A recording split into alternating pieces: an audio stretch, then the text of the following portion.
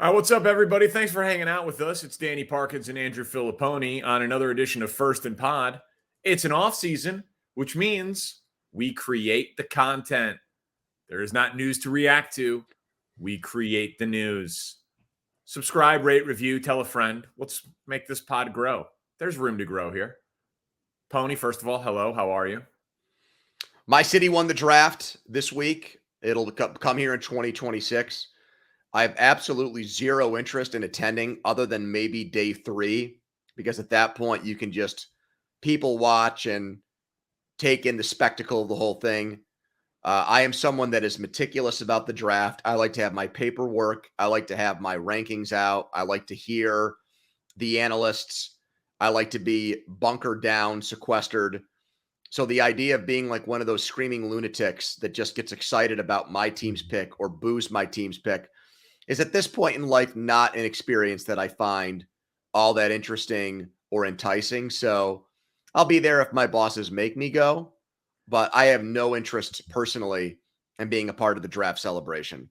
No, I mean, it was cool to go to do shows from a remote media location, but standing around with 250,000 other people to hear a name be called is not my idea of a good time. And it's unbelievable how the NFL has convinced so many people that that's the place to be. It's pretty insane. It was, and by the way, for the people watching, it was spectacular because you just see, a lot of good looking women. No. You see a lot of super fans. You see a lot of guys in Jets helmets and shoulder pads. Face paint is prominent. Face paint, Zubaz, capes. Capes is a very popular accessory.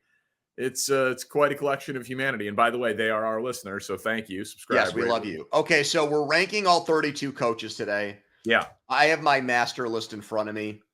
I'm going to give you the honorary first pick. It's an easy pick. This is like a draft with LeBron James or Victor Wembanyama or Trevor Lawrence or Caleb Williams or Sidney Crosby. Or Andy Reid. Or Andy, yes, Andy Reid. Congratulations for making the easiest pick. Yeah, thank you. Making him the number one ranked coach.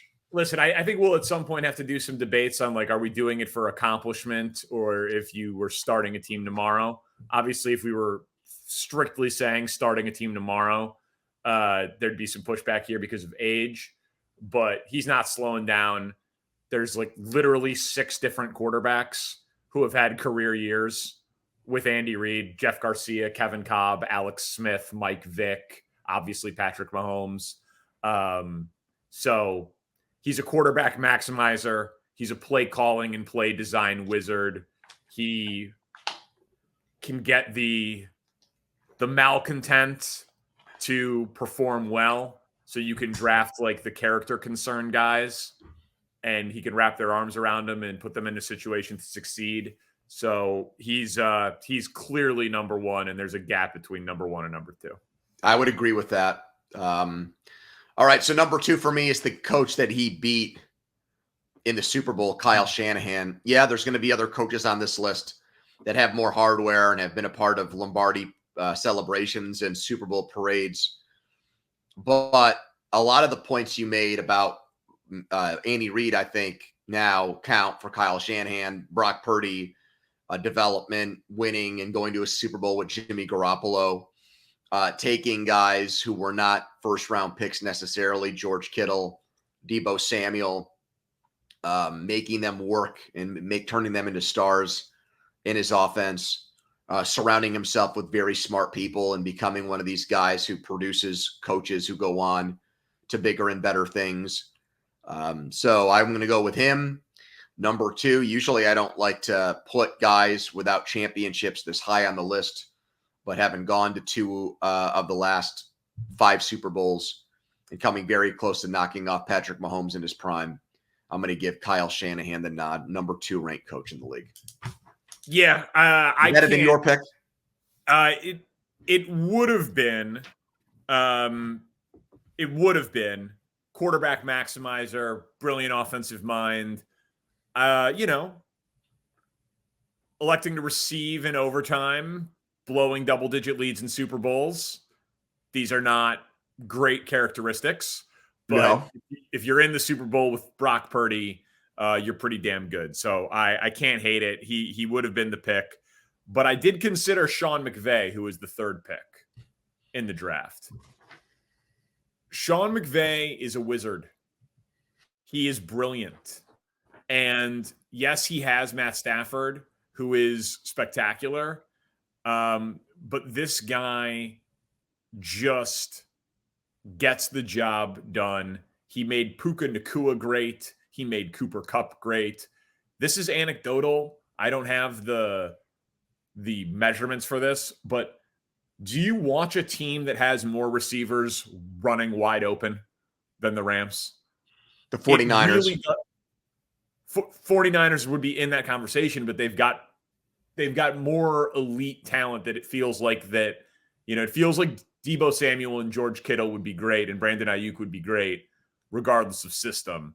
I'm not sure I can say the same thing for the guys that I've seen Sean McVay scheme open on the Rams. So this was a pretty easy call for me. There was a question of 3 and 4, but I'm going to go with the brilliant offensive mind. And he was doubted. I was trying to tell you all offseason, everyone's sleeping on the Rams. They had 5 wins, Super Bowl hangover. All kinds of injuries conspired against him in 2022. And all the retirement talk, people thought he was mailing it in. So I thought last season, Stafford getting healthy did a lot to restore his reputation among the elite coaches in the NFL. I think I'm going to surprise you with 4. I think 4 is going to go a little off the board. You're going to hate this pick because of who he coaches, but who he did it with last year and how close they came to actually getting to the NFC Championship game has to be putting Matt LaFleur 4 on this list. The Jordan Love development, he is no longer a byproduct of Aaron Rodgers. So starting his career with 13 win seasons and the response being, well, he's only doing it because of Aaron Rodgers. That went out the window last year because of the work he did with Jordan Love, the youngest offense in the NFL. The defensive coordinator was a problem. He replaced him. Now we'll see about Halfley. He doesn't exactly have a long resume in the NFL. But this goes back to your question.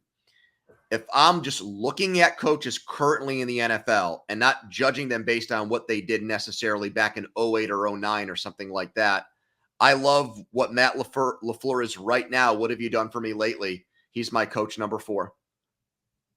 I had him 5. Okay. Yeah. As a Bears fan. Dude, I have no problem with the pick. I had him 5.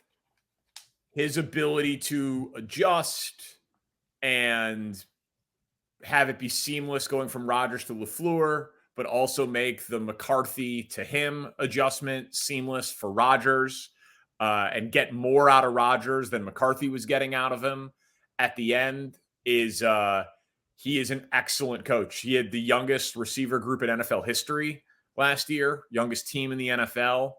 They hung 48 in a playoff game last year.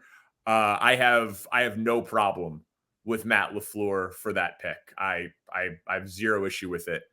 Let's start making some picks that offend us. Let's start doing some things here that piss each other off. Well, I mean, this is a guy in your division, but it's not your coach.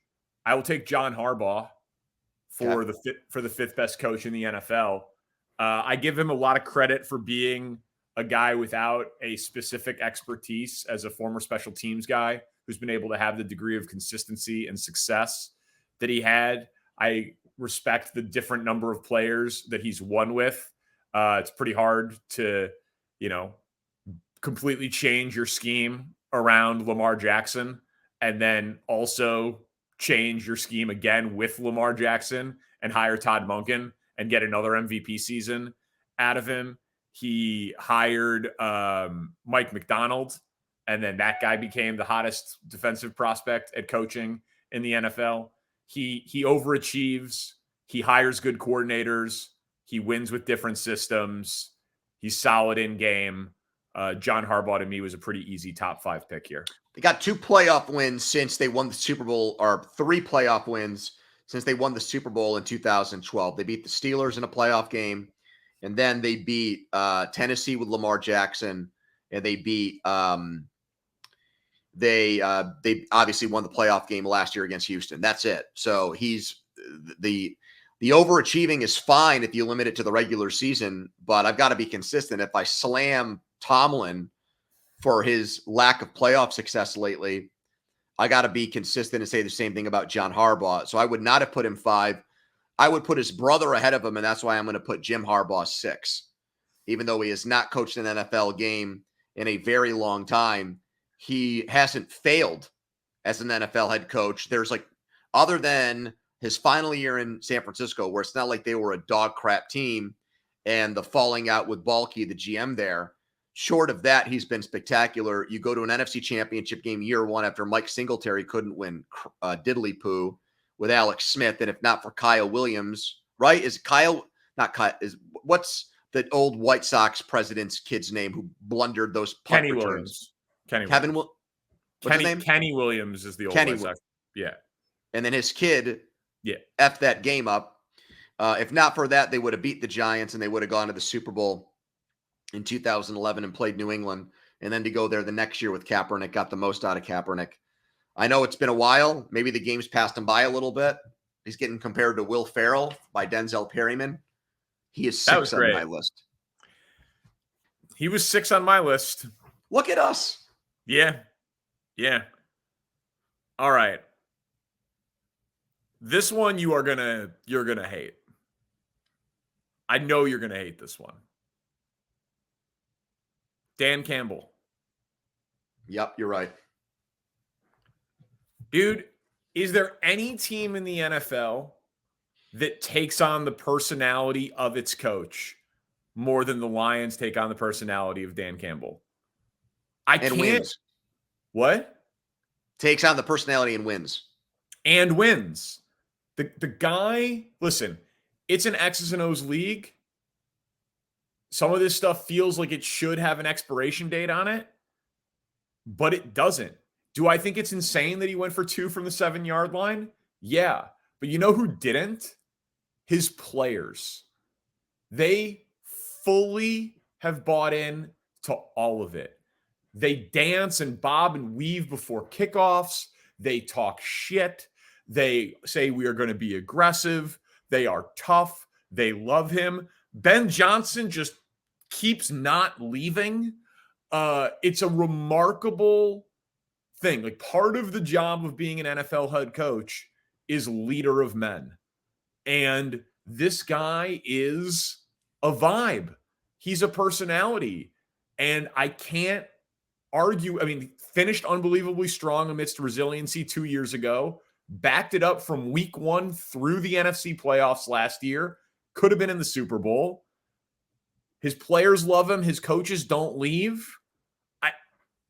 I got to give it to him. Dan Campbell, number 7.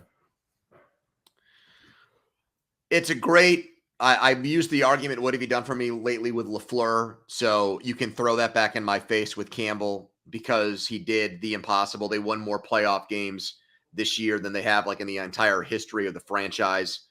So that's great. I mean, that's terrific. And I just have a bad taste in my mouth from the way that NFC Championship game ended. But then again, to go back to Kyle Shanahan point, it did happen in the NFC Championship game, and he did do it with the Lions. This guy gets on my nerves a lot too, but I think he did the same thing with the team he coaches, and that's McDermott, because they had the longest NFL playoff drought in the league when he took over there. He got them over the hump, and that was even before Josh Allen took over at quarterback. That was with Tyrod Taylor when they lost to Jacksonville in 2017. And yeah, 13 seconds was atrocious against the Chiefs. And I feel like every year there's at least one moment in a playoff game where I want to pin it on him for not being up to snuff. But they rallied in the second half of the season when people were bringing up that Tyler Dunn story nonstop. They had a ton of injuries. We know that. Diggs ended up being a bit of a malcontent. That's probably on the coach, actually. But I don't know, man. Yeah, part of it is Josh Allen. He also drafted Josh Allen, and they win 12 games every year.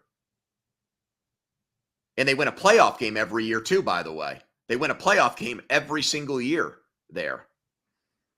So wow. So this is the first pick that Like he was not in my top 10. He would not have been in my top 12. The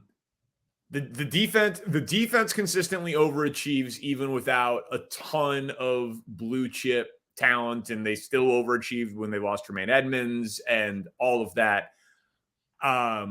They've had coaching turnover, obviously, with Dable and Dorsey and everything that's happened there. Leslie Frazier. Yep. I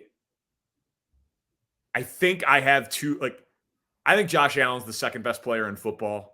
I think he's the second best quarterback in football, and it's hard for me to wonder what it would be like if Sean McDermott coached a team without that truly elite player. So that maybe I ding him unfairly for that, because his side of the ball does tend to overachieve based on talent and financial investment, and he is the head coach, but too much weird stuff. Let me ask you a question, though, about like everything you're saying there. Other than winning the Super Bowl in 2012, which is a long time ago, what makes John Harbaugh a better coach than Sean McDermott right now? I think that what I said about the coordinator hires is pretty significant in terms of the guys that have come through there and had success or been in demand elsewhere and stayed and had success. Like, they've won in a multitude of ways, I guess, in Baltimore, whereas he's won with Josh Allen. Well, the only thing I'll say about Josh Allen is I think McDermott gets a little bit of credit, even though he's not the GM, because they made the aggressive move to get him while he was there. And they also had to, and part of it is Allen taking it upon himself, but he did not start off as a CJ Stroud, Andrew Luck, Ben Roethlisberger type, Patrick Mahomes type quarterback who had immediate success. He turned himself into, in your words, the second best player in the NFL in that incubator. Yeah. All right, we'll keep it moving here. This is where it gets a little dicey for me on some of the rankings, but I'm gonna put Mike McDaniel at number 9. I know the arguments against him, but if the seasons end in like Thanksgiving, I would put him in the top 10. I get it, but also he's got a quarterback who maybe just can't play in the cold, and their entire pass rush got injured in December. Like, that team fell apart in a multitude of ways late in the season. I can't put it all on coaching. Tua's never won a game where the temperature is 45 degrees or lower, and they suffered all of those injuries late. So I think that there are circumstances there that are beyond his control. He did unlock Tua, and part of it, I love listening to the guy. My God, you're giving me the Big Bang Theory coach take here, that because he's like the smart, like the fun nerd, the cool football nerd. Everything that he says feels funny and smart and relatable, and that's not just to the media. That's in the mic'd up videos, the sideline interactions, the NFL film stuff that you see. This is projecting a bit, but he's like the coach that I would want to play for if I was good enough to be in the NFL. There's something there. Like, and he's so young that he unlocked Tua. He'd be high on my list, like if I was like projecting outwards and starting a team. So I got Mike McDaniel at 9. All right. You're probably going to think this one's batty, and I don't even know if you have this guy in your top 20. I'm going to put Sean Payton 10. And here's what I want you to do. He would have been in my he's in my top 15. When was the last time he had a bad year as a coach? Does last year count? They went 8-9. I know that. Based on the situation he inherited, what we thought of Russell Wilson after the year prior, the season started 0-4 with a 50-point loss. Yeah. He benched the guy. We know that. And they lost games at the end of the year in Houston to New England. But if I'm grading that season for him as a coach, I give it like a B-. You know, the last year in New Orleans, they went through all kinds of quarterbacks. Ian Book started games. I think they still won 9 games. Before that, it was 13 wins, 13 wins, 13 wins. He's prickly and he's annoying at times, and he's not everyone's favorite coach. And he seems to, play the media like a fiddle and leak stuff and try to put himself over and make excuses and everything else. But I think he's a tremendous. There's nothing about his track record that tells me he's not one of the best coaches in the league. I will be picking the name that people are probably screaming in their car and on their Peloton now, that how could we claim he's not a top 10 coach, when we come back on First and Pod after this.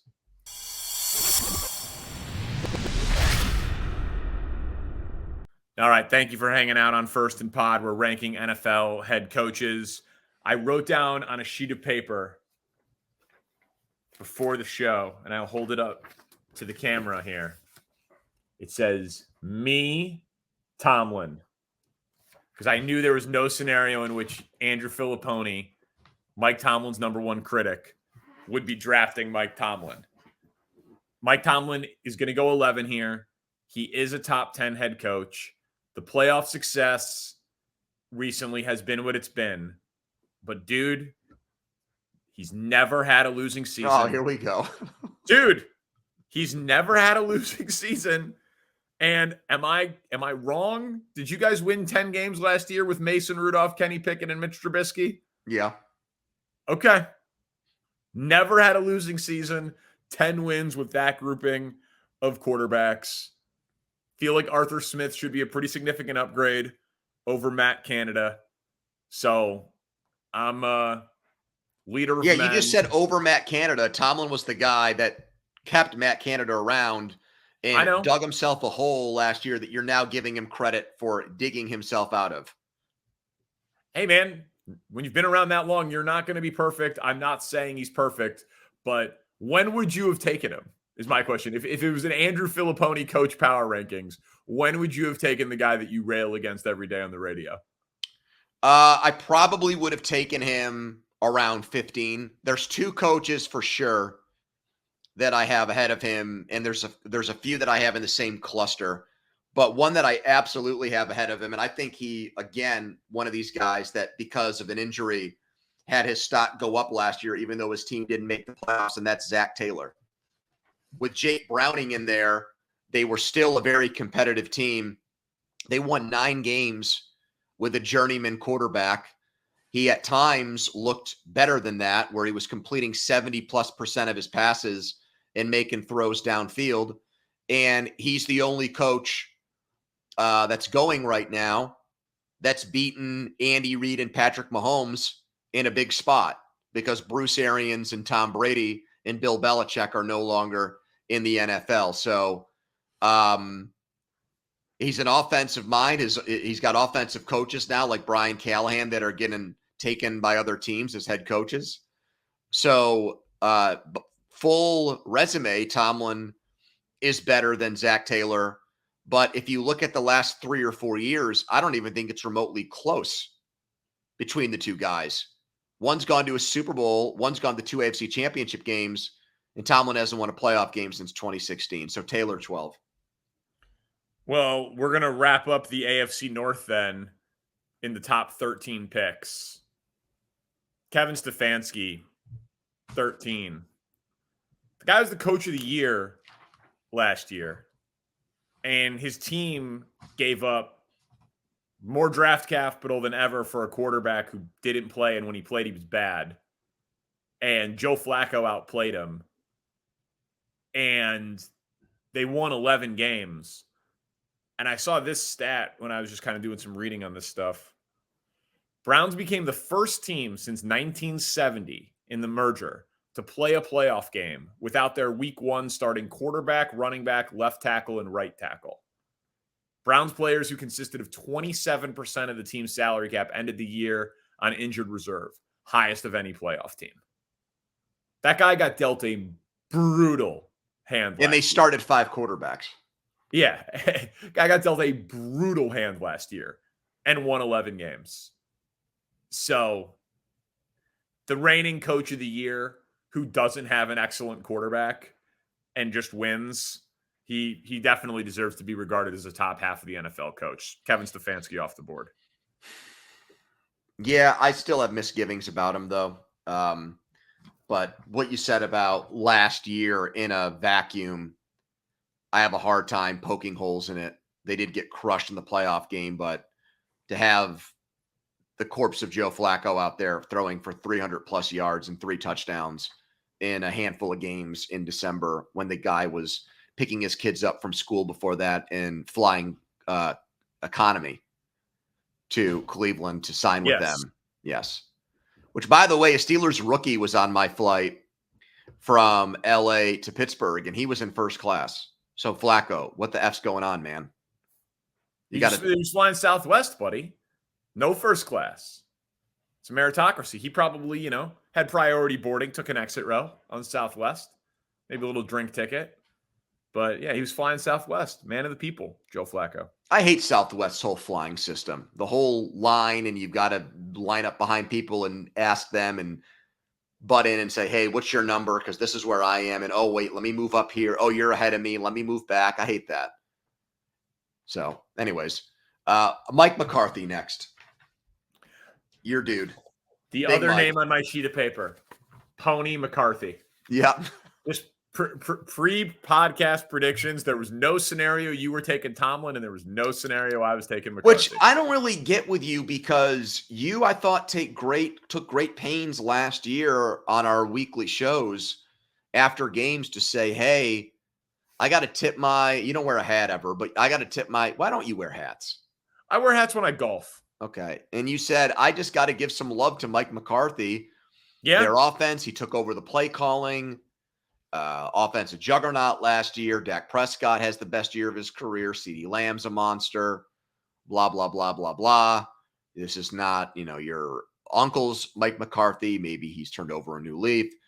And now, after the Green Bay playoff loss, you said he's untouchable and he's radioactive and nuclear in this process. And taking Mike Tomlin over him, who he lost to in the Super Bowl, and McCarthy's had more success in January than Tomlin lately. Yeah. I just don't like him. He's honestly, though, in terms of guys who I would probably get along with and relate to, he's one of the most likable humans. No. You don't think so? He's an everyman. Yeah, he's a You don't see, Kevin James should have played him in a movie, not Sean Payton. Yeah. Great regular season success, nothing in the playoffs ever since he's been in Dallas. Stale, fraudulent in Green Bay. I'll never forgive him for those field goals inside the 5-yard line with Aaron Rodgers against Seattle in the NFC Championship game. It cost me money. That's like your Bill Belichick costing you the Survivor pool. Yeah, that's right. I hold grudges against NFL head coaches. You will take a personal vendetta and have it affect the. He won one Super Bowl with Aaron Rodgers. That's not very good. D'Amico Ryans, number 15. Off the board. Mm-hmm. Part of this is buying stock in a guy who's young, who seems unbelievably charismatic, but also obviously had a ton of success as a coordinator with the Niners. We talked about it a ton on the pod last year. There were a lot of options for Coach of the Year. There were a lot of them. And so he was a finalist, but he didn't win. But there's probably no one in the NFL who exceeded preseason expectations more than D'Amico Ryans.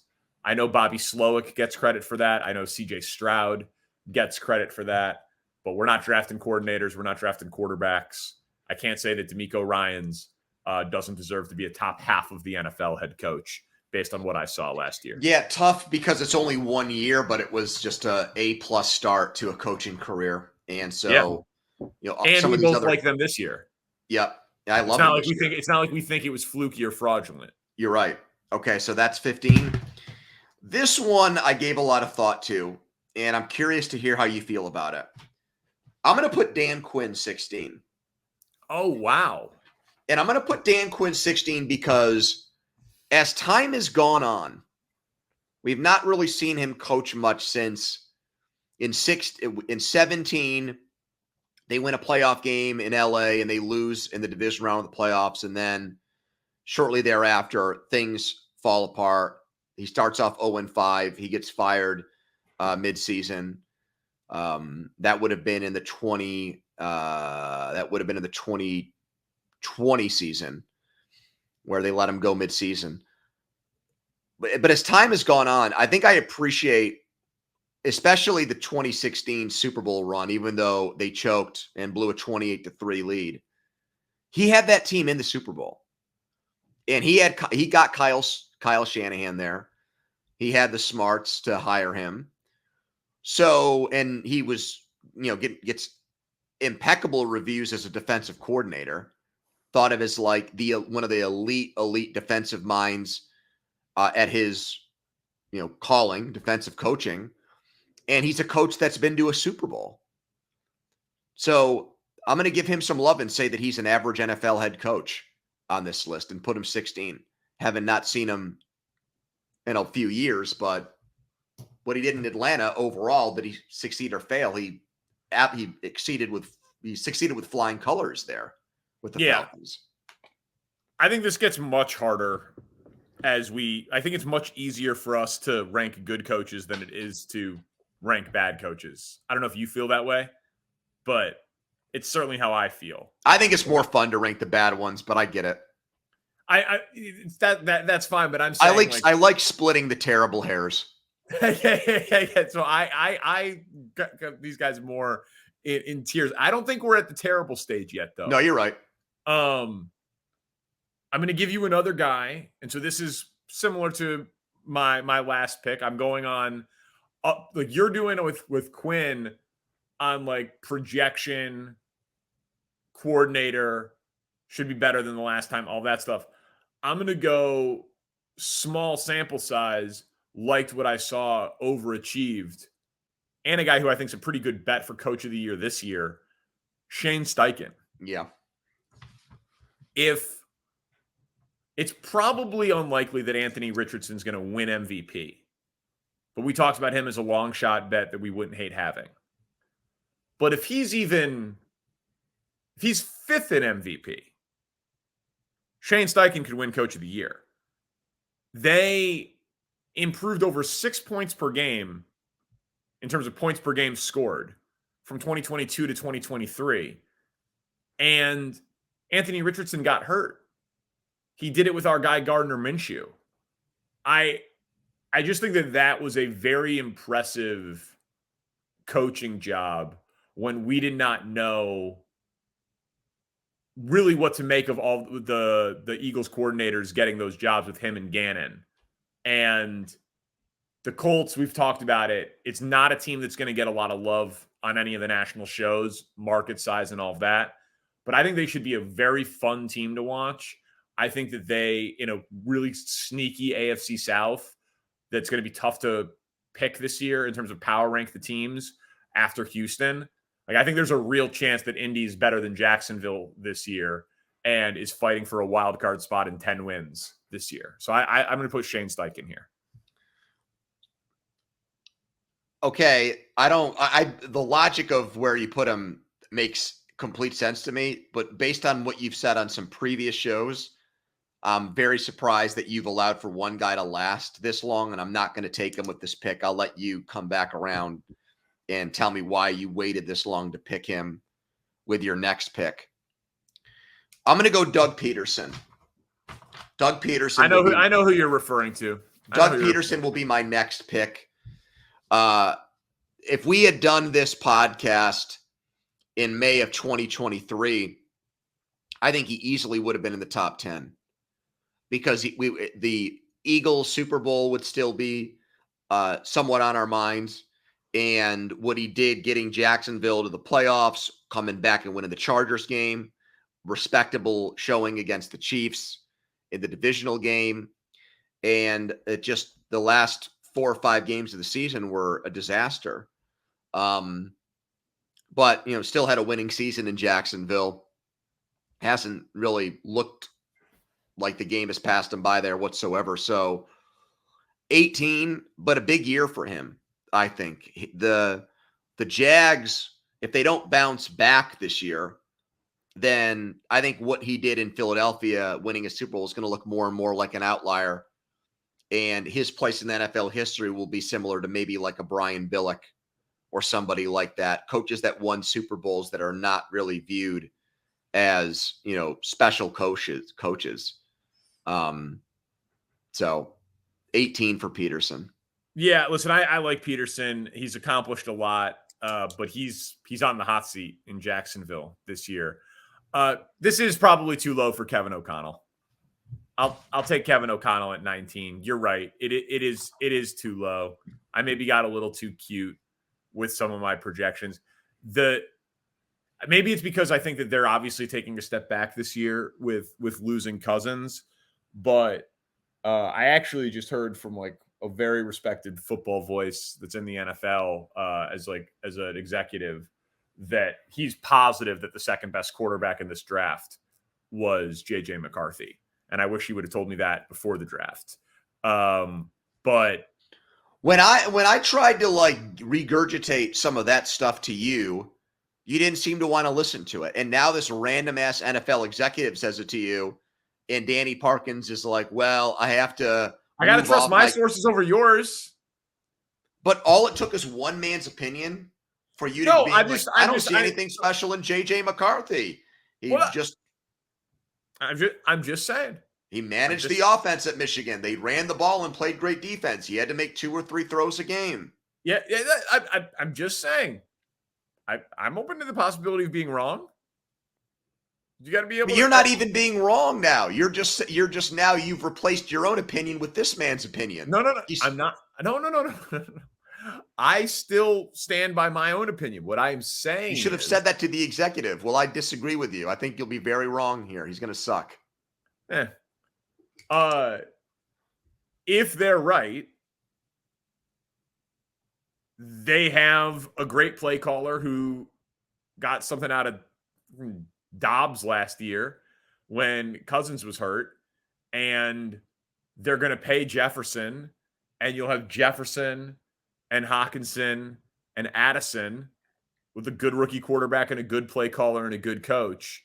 So, I mean, this guy has a 13-win season on his resume without, elite quarterback talent, even though he has gotten elite quarterback production when he's been healthy.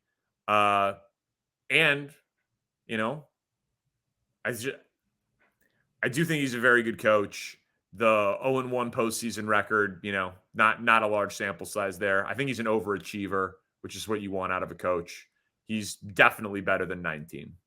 20 for me is Nick Sirianni, another one of how the mighty has fallen. He would have been in the top 5. And on the hot seat. Yep, he would have been in the top 5 last year, crying before the Super Bowl and everything else. And even halfway through this season with their undefeated record, and they lose to the Jets, but other than that, they were pretty much perfect. And with the tush push and everything else, you could cut and paste a lot of what I said about Doug Peterson here on Nick Sirianni. It looked like, and this is why I'm happy you put Steichen ahead of him, it seems like the brains of the operation were probably departed and left for Indianapolis. However, I think they hired good coordinators this offseason. And the roster, I think, is still top 10 in the NFL. Don't be surprised if Sirianni is back in our top 10 or 12 best coaches in the league after this year. And if they just make the playoffs or lose in the first round, I do think he's done. I think they'll get rid of him and they'll bring in someone else because they've had such good success there, moving on from coaches and finding guys thereafter who go on and do a lot of winning. So, yeah, I mean, there'll be a team that's mentioned for Bill Belichick. Yep. I don't think they'll do it because I don't think Howie Roseman wants to cede that power over to Bill. I don't know that Bill's going to want personnel control.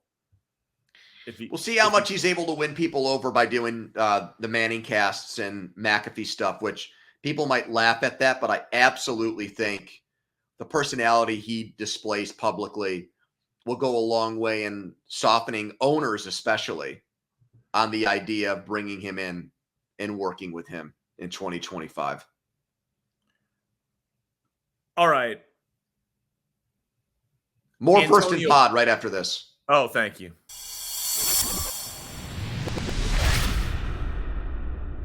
All right, back in on First and Pod. This is where it gets down to the nitty-gritty. This is where we have gross decisions to make. The bottom third of coaches in the NFL. Antonio Pierce off the board. I got some questions for you. Okay. I mean, it's a small sample. They let the players pick the head coach, but I don't know that they're going to have a lot of success given the quarterback situation. But he went 5-4. He beat the Chargers. He beat the Chiefs. The players like him.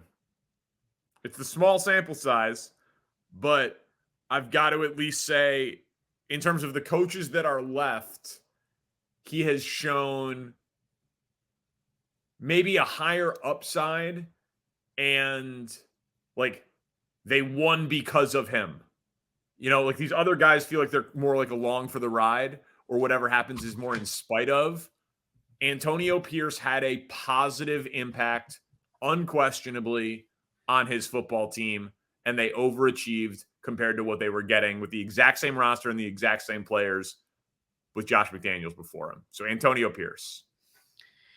I think it's completely disrespectful that you put him ahead of the guy I'm taking at 22, and that's Todd Bowles. Todd Bowles won a playoff game last year. If Todd Bowles was an offensive coach and not someone with a defensive resume, he would have gone in the top 20 picks for sure. But we ascribe Baker Mayfield's success to other people. And I really don't think that that's entirely fair. He was seen as dead man walking when the season started. You brought up Houston overachieving. Tampa Bay was looked at as a team that was going to win 5 or 6 games. And they were one of the last 8 teams standing. And there's another coach that did that the year before who's still left out there. But with the Bucs, even in a weak division, they were their record, like they were a legitimate winning team. They did not have some fluky point differential, or they just had a tendency to win 1-score games, and that's the only reason why they made the playoffs. They earned it, and then they went out and they kicked ass in the first round and embarrassed Philadelphia, and were good, I thought. I mean, they did not go to Detroit and get punked. So I'm putting Bulls 22. I'll put Matt Eberflus 23. Okay, so this is why I brought up the Antonio Pierce thing to you. You are a man that believes that the Bears are going to do a lot this year and win a ton. Yeah. And yet you ranked an interim coach who has very minuscule accomplishments in the league ahead of a guy who you think is destined to be the shepherd of a team that wins like 11 or 12 games this year and makes the playoffs. Dude, great players matter more than great coaches. Mike McCarthy won a Super Bowl. John Fox won a Super Bowl. You could be carried by the power of your roster. What's Bill Belichick without Tom Brady? So Matt Eberflus is, the defense got better when he called the plays and took that over. And they also got Montez Sweat. They got healthy in the secondary, and they beat bad quarterbacks. The culture is there. The players seem to like him, all of that stuff. But it's, other than Dan Campbell seems like it's a force of personality thing. Matt Eberflus feels like it's a little bit more like gimmicky high school. He has the HITS principle, HITS, hustle, intensity, takeaways, smart situational football. Like it feels like it's a little bit more of a house of cards, his leadership style. So I do give him credit for the defense and taking over the play calling, but his defensive coordinator left in disgrace and secrecy, which is why he had to take over the defensive play calling. So I think he could win Coach of the Year, like how Matt Nagy won Coach of the Year. which was powered by Vic Fangio's defense when they had 36 takeaways, but Matt Nagy won it, and he could just win it because he gets carried by the strength of his roster. Or I think Caleb could be good, but the team underachieves and wins 7 or 8 games, and he gets fired at the end of the year. Like, I think both outcomes are on the table. And by the way, he's a co-favorite with Jim Harbaugh for Coach of the Year right now, preseason, because of the hype around his team. I just personally haven't seen enough yet to believe it's because of him and not with him being along for the ride. I'm going to take Raheem Morris 24th. There are a lot of NFL coaches who think this is a long time coming, and two of the ones that are his biggest proponents and biggest advocates are McVay and Tomlin. What is very unique about Raheem Morris is that after he was the head coach in Tampa Bay at a very young age, he made a transition to the offensive side of the ball, and he coached offense. And then after that, he went to LA and was the defensive coordinator for the team that won the Super Bowl. So I like that there is some depth and some versatility to him as a coach. And we've seen guys who get a second chance who end up doing much better, who learn from their previous mistakes. Belichick is obviously one of the most famous examples of that. So I think it was deserving that he got a job. I was stunned that they picked him over some of the other candidates for that job. But like you saying about Eberflus, they are in a division. They are in a situation where they could make the playoffs this year, and we could still have some doubt about his credibility as an NFL head coach. This next one is partly because you and I have been talking about buying stock in them for this year. So this is a bit of a projection. But based on how Philly finished 2 years ago, I thought that this was one of the most ridiculous hires ever. But Jonathan Gannon, they did play hard for him. And they won 4 games. This is true. But they beat Dallas. They beat your Steelers in Pittsburgh. Yep, I was there. They beat Philly in Philly. I know that was in the midst of Philly's late season collapse, but still, the wins were good. They did cover spreads. They were plucky. And so you get fully healthy, full season Kyler, all of the draft pick infusion, second year of system.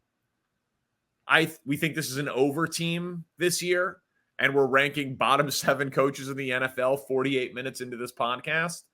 I'm going to put Jonathan Gannon at 25.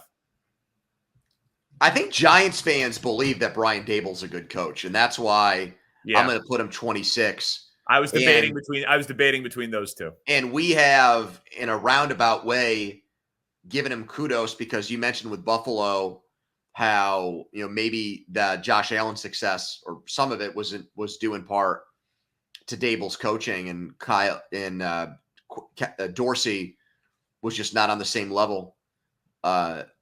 Daniel Jones. Now the Giants overall in 2022 were a mirage, were a paper champion team, but Daniel Jones, despite not throwing a lot of touchdown passes, he was a much better quarterback. And to Daboll's credit, he utilized the legs and the athleticism of Jones better than any coach before him. And that part of Daniel Jones's game turned into a real threat. And by the way, they had nobody to throw the ball to. Isaiah Hodgins, who they had picked up from the Bills, was their best receiver. So I think last year he took a step back. The injuries there and playing guys like DeVito at quarterback, it's hard to analyze coaches in those situations. But then again, we've touched on a ton of coaches last year that made do with backup quarterbacks. So it's weird. I mean, it's a little bit reminiscent of what happened with McAdoo with the Giants, where in year 1 they made the playoffs and the New York media was convinced the guy was a good coach, and then it fell off a cliff after that. And I think there's a chance that happens with Daboll, Danny. I mean, if they go like 5-12, I believe he's going to get fired there, and it's going to be another short stint for a Giants head coach. This is the part of the pod where we get in trouble here. I think not that there's no consequences, but I'm going to just say Mike McDonald. Like, I don't know. He's never been a head coach, but are we going to say that all of the first-time head coaches have to be last, or are we going to put them all together in a ranking? Like, this guy's the youngest head coach in the NFL. He's 36 years old. He's a defensive wonderkin. Like, Baltimore's defense was first in points, first in takeaways, first in sacks. I like him more than the other guys left on the board in terms of upside and you know what I mean? Like I obviously can't prove it, but unless we're going to say that all of the first-time head coaches can't be ranked or they have to be ranked dead last, I'd rather have Mike McDonald as my coach than Robert Saleh. Yeah, so, that's why I'm not going to take Saleh either. I'm going to take Canales at 28, the recovering porn addict. Yeah. And I'm going to do that because among the coaches that got jobs here, I think I am personally more impressed with what he did in with that Tampa Bay offense than what McDonald did with Baltimore's defensive players. To get Mayfield to the 30 touchdown number, to get the Buccaneers to help them get to a playoff victory. And then in Seattle before that, he was Geno Smith's quarterback's coach. So I like this guy's resume, and I am actually interested to see what he does with Bryce Young this year. So I think I now know how this is going to end with the two guys who are going to be 31 and 32. So I'll just take Brian Callahan in Tennessee, go with the pedigree. But this is real tough because, it's a first-time offensive coordinator, a first-time defensive coordinator, a first-time head coach, and a first-time play caller. So, I don't know. He does have his dad coaching the offensive line, and he's one of the best of all time at that. Exactly. So I will go with pedigree, call it nepotism, whatever you want to say. But Brian Callahan, 29. Congratulations for not having an NA next to your name. I'm going with Dennis Allen. Oh, wow. Yeah. I thought he was going to be 31 or 32. Okay. Yeah, Dennis Allen is 30 for me. It's not like they went 5-12 last year. They did win 9 games. It was ugly. I thought they, at times, underachieved, and they should have been a shoo-in to win the division. I picked them to win the division before the season started. I thought they were kind of a dark horse team. I was still a Derek Carr guy. That changed last year, and he barely survived. If they lose the last game of the year to Atlanta and finish 8-9, I think he gets fired instead of Arthur Smith, and he's out. That's how much that game, it shouldn't have meant that much, but I think finishing with a winning season had him avoid the executioner. So 30 for Dennis Allen. But among coaches, I don't know if you've seen this prop, like coaches who could be fired in season, first coach to be fired, I think I'd put him 1. Yeah. Going into this year. Even ahead of Robert Saleh. Well, the Jets' schedule is pretty easy. So I could see Saleh having a inflated record if Rodgers and the guys actually stay healthy for a while in season, and then be tougher for him to be fired in season. But